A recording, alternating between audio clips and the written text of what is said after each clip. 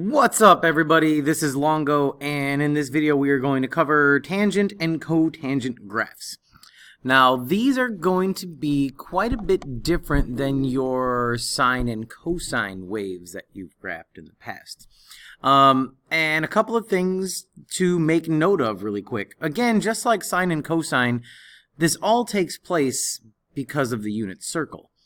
But instead of just graphing around a circle, we stretch it out over a course of a x-axis, extending it longer. So that's why it looks like a wave. But really, we're just talking about the heights on a circle. But if you remember from the unit circle, tangent is a little bit different. So tangent is sine divided by cosine. So over here at 0 degrees, or 0 radians, tangent was 0 because 0 divided by 1 is 0. But then when you got to 45 degrees, it was root 2 over 2 divided by root 2 over 2 giving you 1. But then once you got to the top at 90, or pi over 2, you were doing 1 divided by 0, which gave you an undefined graph. Or undefined value, I'm sorry. But then once you get into this quadrant, you're at -1 when you get to 135 or 3 pi over 4. And then you're back at 0, but now when you're in quadrant 3, you're back at a positive tangent value. So one of the things that you need to understand about tangent and cotangent is that their period is pi, not 2 pi. Once it gets to 180 degrees or pi, it starts to repeat itself. See, it's back at 1, we're at undefined, -1, back at 0. 1, undefined, -1, 0. So, one of the things to keep in mind again, tangent and cotangent have a period of pi. And that might help out a little bit because it's just going to switch things up. So the graph is going to, again, look a little bit different because we have that undefined value. So let's just start with tangent. At 0, tangent is 0. So at 0, we are at 0. Once you are at pi over 4, you are at 1. But then once you get to pi over 2, you have an undefined value. So undefined, we have a vertical asymptote, meaning we are never going to touch that. And then once we get to 3 pi over 4, we are at a -1. And then once we get to pi, we are back at 0. So what is this graph going to look like? Well, it's starting at 0, and then we're going to hit 1, and then it just goes up forever. And then once you get across the undefined, you're coming back this way, and you're going to pi. And then it would just repeat itself, so then it would continue going that way. So a tangent graph really kind of looks like this. It goes up, then you have your vertical asymptote. Now it starts down, and then it swoops up like this. And then you have a vertical asymptote, and then we're back down at the bottom. We swoop up like this.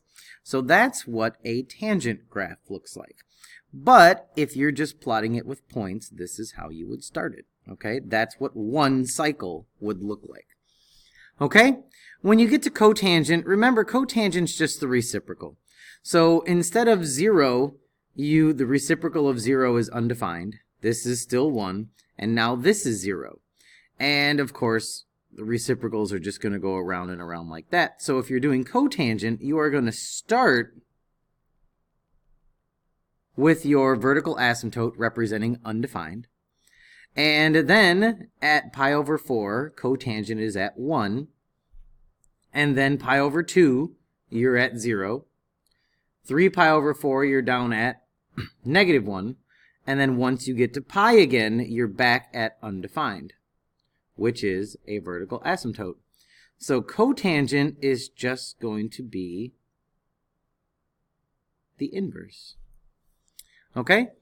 So that's the only difference. Cotangent, you start with your vertical asymptote, start high, go low, vertical asymptote, start high, swoop low, and it would just repeat over and over and over. But again, this is just graphing one cycle, kind of like how we did with sine and cosine. Okay? So can you have an amplitude for tangent and cotangent? And the answer is no, there is no amplitude. And the reason why is because it goes up forever and ever and ever and down forever and ever and ever. Does that a value still do something to the graph? Yes, it does. Instead, so in this first example, you're going to see that we're going to have an a value of 2, which just means instead of your tangents at pi over 4 and 3 pi over 4, instead of them being 1 and -1, they're going to be at 2 and -2. Can you still have a vertical shift? Yes, you can. You can still have a horizontal shift. There's so many different things you can do. Okay? So let's just start off by talking about it. Again, does it officially have an amplitude? No, it doesn't. But the 2 value still does something. Okay, if you like graphing your top line and bottom line, you are going to still have that multiplier of 2. So you're going to have a 2 and a -2 when it comes to the actual graph part of it. And then, should you do your start and stop? Yes. Your start, we would do the 0 is less than or equal to your x minus pi over 4, which is less than or equal to, but instead of 2 pi, you put a pi, because tangent's period is pi. Add pi over 4, well, if you want to find out your interval, remember, once you get to this level, you divide by 4, and that gives you your, not period, interval, to help you set up your graph. Add 4 to both sides, and that's going to, or pi over 4 to both sides, that's going to give you pi over 4 is less than or equal to x, which is less than or equal to 5 pi over 4. And now x is by itself, so we can start mapping out our graph. So we are going to start with pi over 4. Our interval is pi over 4, so pi over 4 plus pi over 4 is pi over 2, then 3 pi over 4, then pi, and then 5 pi over 4. Now, since we have our multiplier of 2, our top line, and I know 0 is back here somewhere, but we're going to be going up 2 and down 2 for where we start. If you like your start and stop lines, you can still draw those in. But those are not your asymptotes, those are just your start and stop. And then, of course, your 2's are where you're going to put your 1's. So, when you are working with tangent, remember, you are starting at 0, 0, but you have been shifted to the right, pi over 4. We still start here. Okay? Which means your vertical asymptote is now at 3 pi over 4. This is your official asymptote. Again, those blue lines are just your start and stop. If that helps you, you do not have to graph those. I'm actually going to get rid of it for you so you're not confused. And then, this is where you just do your swoop up and swoop down. So remember, pi over 2, instead of at 1, we are now at 2 because of the multiplier. Once we get to pi, we're going to be down here. And of course, we'll be back at 5 pi over 4 once we get to 0. So this guy, we're going to swoop up. And this guy, we're going to swoop down. Okay? And that is one cycle of tangent when you are applying a shift to the right and a multiplier of 2. Okay? So cotangent, again, no amplitude. There is no multiplier, so you're going to have a top of 1 and a -1. And then we do have a b value this time. So we're still going to figure out our start and stop. So our 0 is less than or equal to 1/4 x, which is less than or equal to pi. Multiply both sides by 4, and again, this is going to give us our 0 is less than or equal to x, which is less than or equal to our 4 pi. Okay, now that we've gotten rid of the b, our interval, divide 4 pi by 4, and that's going to give us an interval of pi. So now, onto our graph. We are starting at 0, going up by pi. So that was the major change on this one.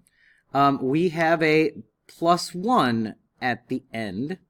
So that means we are vertically shifting up 1.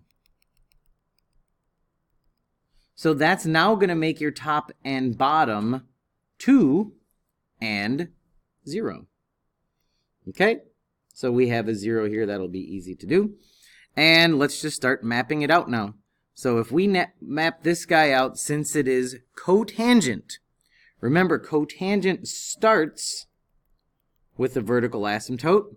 And since we didn't shift to the right or left at all, it's just going to be those guys right there. Remember with cotangent, it is pi over 2, or the middle dot.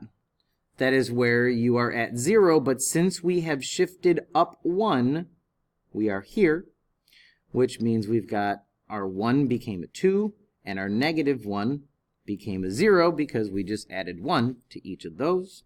Start high, swoop low, and we are done with cotangent. Okay, that's it for this video. Again, it's a little tricky because it's different from everything that you just got done doing with sine and cosine and even cosecant and secant.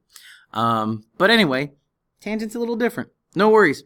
This is Longo and I'm out. See you, bye.